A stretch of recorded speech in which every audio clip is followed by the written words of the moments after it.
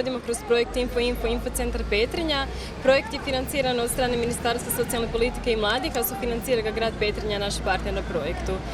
Razlog zašto smo danas ovdje je da pokažemo mladima da postoji Infocentar za mlade u Petrinji i da imamo suradnju s ovoliko puno udruga i organizacija. Znamo da mlad čovjek je sigurno kreativan, da oni dobro znaju šta hoće i još bolje šta neće. Neće da ostanu bez radnog mjesta, neće da jednostavno zbog svega onoga što proživljavaju poslije svoga školovanja, da je to jedan period koji je predugačak do njihove sigurne budućnosti. Danas sigurnost i budućnost mogu imati samo po meni u onim sustavima koji ih žele prepoznati. Imamo i sportske udruge, imamo i Petrinjsku razvojnu agenciju i Hrvatski zavod za zapošljavanje i ostale infocentre u regiji i eto, predstavljaju sebi i pokušavaju pružiti informacije mladima i tako ih osnažiti kako bi se brže zaposlili i stekli kompetencije za život samostalan.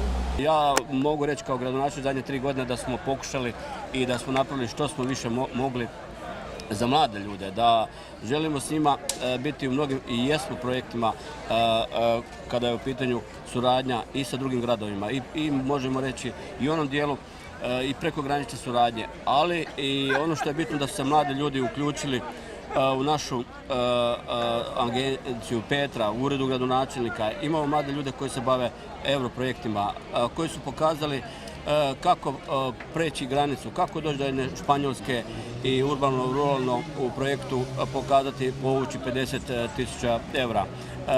S druge strane u Nizozemskoj također mladi ljudi koji su u više navrata bili i kroz sadržaje, kroz ono što možemo aplicirati kroz projekte za 5 nerazvijenih gradova. Tu mladi imaju šansu i mislim da bi se trebali uključiti. Tu stoji 120 milijuna eura za gradove, 5 gradova nerazvijenih gradova. I gledajući koliko tu udruge, koliko mladi ljudi i koliko njihova kreativnost kod mnogih stvari u našem gradu mogu doći do izražaja, moramo samo znači raditi na onim projektima gdje bi se oni vidjeli u toj, možemo reći, skoroj budućnosti, da nemamo gotove kadrove koje nam odlaze, nažalost, u Europsku uniju. Tu moramo i sa razine države, sa razine Sabora, možemo reći sa razine županije i gradova imati jednu cjelovitu sinergiju koja bi im dala sigurnost.